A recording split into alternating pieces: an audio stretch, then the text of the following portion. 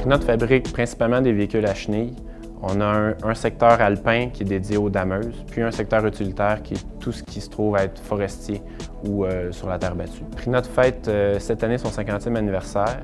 Anciennement d'une filiale de Bombardier, en fait. Aujourd'hui, on fait partie d'un groupe multinational nommé Leitner Group. Un des principaux avantages de travailler chez Prinote, c'est qu'on a à se déplacer pour aller tester nos machines dans différents endroits, que ce soit dans des centres de ski, ça peut être sur la neige en plein mois de juillet dans l'Ouest américain, ou ça peut être en plein hiver en Floride pour avoir des températures chaudes. J'étais bien accueilli ici, surtout pour un ingénieur débutant. En commençant, on a beaucoup de support, puis beaucoup de vécu aussi, des personnes en place. On a des gens qui sont ici depuis des dizaines d'années. Ça fait en sorte qu'on réussit. Le développement personnel, c'est vraiment très bien travailler chez Prinote pour cet aspect-là.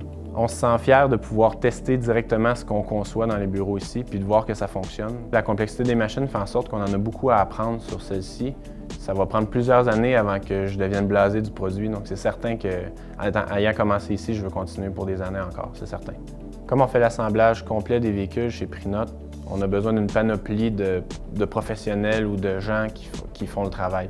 On a des mécaniciens, on a des soudeurs, on a des gens qui assemblent, on a des concepteurs, on a des ingénieurs.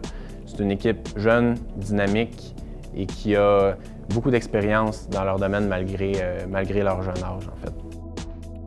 Pour un travailleur de Prinote du secteur alpin, c'est super intéressant d'avoir des montagnes de ski à proximité.